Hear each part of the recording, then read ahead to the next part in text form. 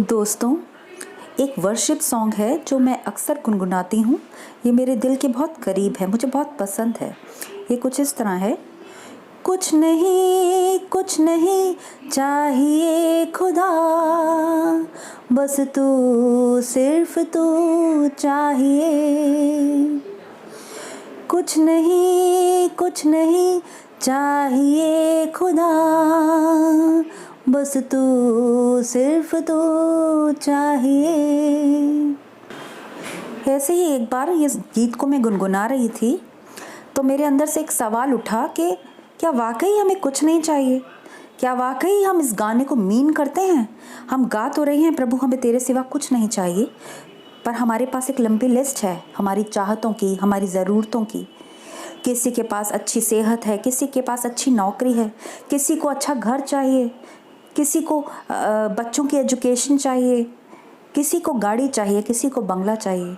हर किसी के पास कोई ना कोई लिस्ट होती है चाहतों की। तो क्या मेरे अंदर से सवाल उठा, क्या प्रभु ये गलत है कि हम ये गीत तो गा रहे हैं कि कुछ नहीं चाहिए, पर हमें तो बहुत कुछ चाहिए। और मैं ये बात सोचते सोचते रो पड़ी कि कहीं ऐसा तो नहीं कि मैं गा रही हूँ और जो मैं कर रही हूँ वो गलत है। पर क्योंकि हमारा परमेश्वर जीवित परमेश्वर है, बात करता है। अगर हमारे आत्मिक कान खुले हों तो हम उसे सुन सकते हैं। तो परमेश्वर ने आत्मा में बात की कि उसका वचन कहता है मत्ती 7 का, मांगो तो मिलेगा, ढूंढो तो पाओगे, खटखटाओ तो तुम्हारे लिए खोला जाएगा। तो मांगने में प्रॉब्लम नहीं है, ये तो क्लियर है, क्योंकि परमेश्वर का वचन कहता है कि मांगने में प्रॉब्लम नहीं है। तो प्रॉब्लम कहाँ है? प्रॉब्लम आती है जब मांगने की हमारी नीयत खराब होती है, जब हम एक अच्छी नीयत से नहीं मांग रहे होते, या हम कुछ ऐसा मांग रहे होते हैं जो परमेश्वर की योजना के मुताबिक नहीं होता, उसकी विल के अगेंस्ट होता है, या शायद कुछ इल्लीगल मांग रहे हैं, या कुछ ऐसा मांग रहे हैं जो परमेश्वर चाहता ही नहीं कि हमारे पास हो। उसे पता है कि उसको पाने में हमारी बेहतरी नहीं है। तो मांगना प्रॉब्लम नहीं है, तो फिर प्रॉब्लम क्या है? हमें ये समझने की ज़रूरत है कि हमारी जो ज़रूरतें हैं वो परमेश्वर से ऊपर हमारे लिए नहीं होनी चाहिए। हमारी पहली प्रायोरिटी ईश्वर होना चाहिए। हमारी ज़रूरतें, हमें पता है हमारी नीड्स हैं, और परमेश्वर भी हमारी ज़रूरतों को पूरा करता है। वो जानता है हमारी ज़रूरतें क्या हैं। अगर हम दुनिया में रहते हैं तो हमारी कुछ ज़रूरतें हैं, पर हमारी कोई भी ज़रूरत ईश्वर की इच्छा से ऊपर नहीं होनी चाहिए। एग्जाम्पल, हमारे जीवन में ऐसा हो सकता है कि एक जॉब है जो हम बरसों से करना चाहते हैं और हम कब से इंतज़ार कर रहे थे कि वो जॉब हमें मिल जाए, और अचानक से वो जॉब हमें मिल जाती है। पर उस वक्त आपको परमेश्वर कहता है, क्योंकि वो बातचीत करने वाला परमेश्वर है, वो आत्मा में बातचीत करता है और वो आपसे कहता है कि इस जॉब को छोड़ दे। तब क्या आप उस जॉब को छोड़ पाएंगे? अगर आपको एक अच्छा घर मिल रहा है और बहुत सस्ते में मिल रहा है, और परमेश्वर कहे कि इस घर को ना खरीद, हमें नहीं पता वो क्यों मना कर रहा है। हो सकता है उसके कागज़ ठीक नहीं है, हो सकता है वो घर हमारे लिए अच्छा नहीं है, मैं नहीं जानती क्यों मना कर रहा है। कोई भी वजह हो सकती है, आपको वजह नहीं पता। आपको सिर्फ इतना पता है कि परमेश्वर कह रहा है इस घर को ना खरीद, इस डील को कैंसिल कर दे। तो क्या आप में इतनी हिम्मत है कि आप उस डील को कैंसिल कर सकें, उस घर को छोड़ सकें? अगर हाँ, तो चलो इस गीत को एक बार फिर गुनगुनाते हैं। कुछ नहीं चाहिए खुदा, बस तू, सिर्फ तू चाहिए।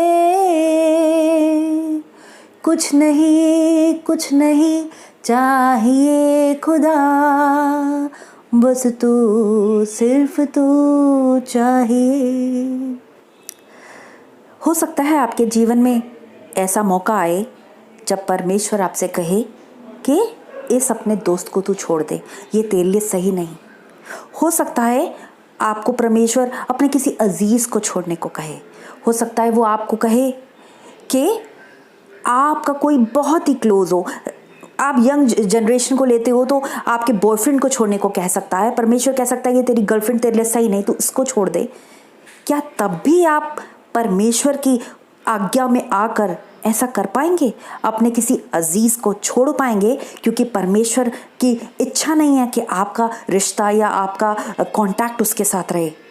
क्या ऐसा कर पाएंगे? यदि कर पाएंगे तो फिर इस गीत को आगे गुनगुनाते हैं। तू मेरा पिता, मैं तेरा बेटा, तू मेरा पिता, मैं तेरा बेटा, ये रिश्ता काफ़ी है मुझे,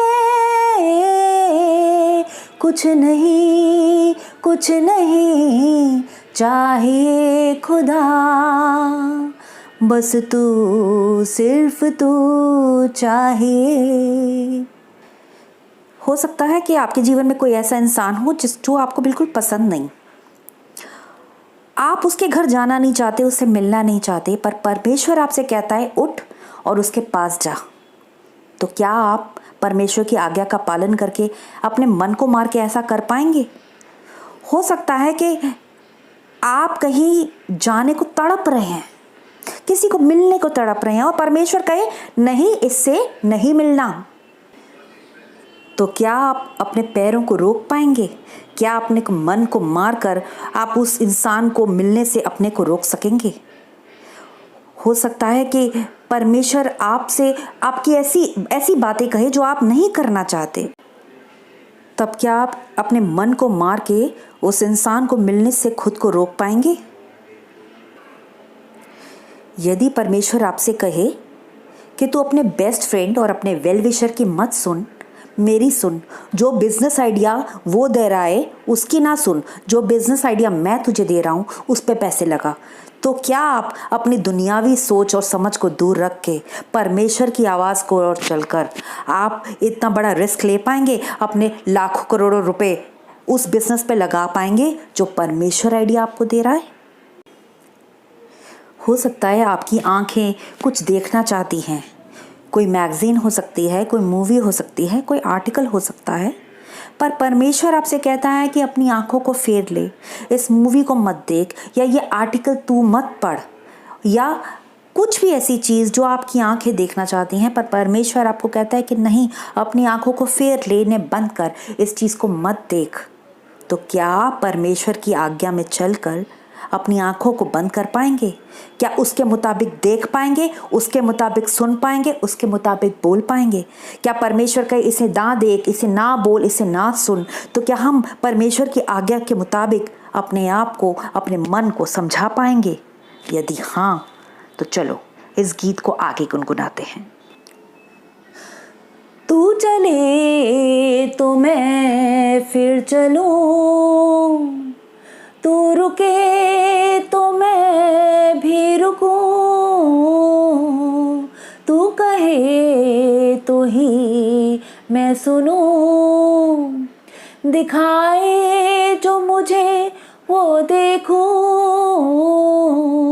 कुछ नहीं चाहिए खुदा, बस तू, सिर्फ तू चाहिए।